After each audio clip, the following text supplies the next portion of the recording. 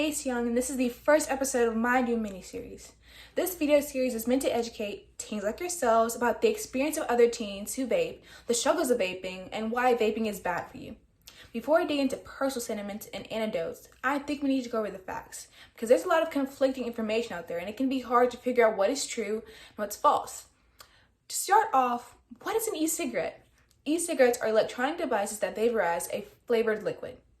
Back in the day, they all used to look like cigarettes, but now they come in a variety of shapes and sizes.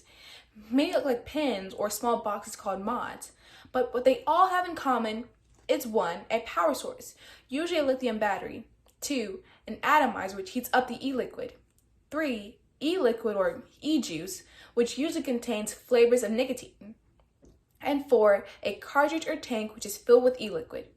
Heating the e-liquid creates a cloud of vapor that looks like smoke, but without a lot of the lethal components contained in tobacco smoke. Many people assume that e-cigarettes are safer than traditional cigarettes because they don't burn anything or create tar in your lungs, but they are wrong. This common misconception comes from marketing. Vaping ads from very early on in vaping began saying that this is a healthier product. They did it sometimes explicitly saying, use this to quit that horrible smoking, or say, it's good for your health. Even some of the cigarettes in the early area called them lung buddies and things like that. But more recently, you've seen devices such as Juul using kind of proxy terms for healthy, like switch and alternative. But when a customer sees these ads, they know exactly what it means. The message is that this will be a healthier thing for you. Although we know that regular cigarettes cause things like lung, mouth, and throat cancer, not that much is known about the long-term effects of e-cigarettes because they are a relatively new product.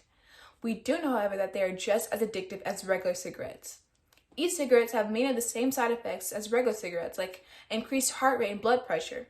Vapes also release chemicals that act as stimulants that release dopamine that can mess up your brain chemistry and the way your brain naturally makes dopamine so that your brain feels like it needs nicotine to feel normal.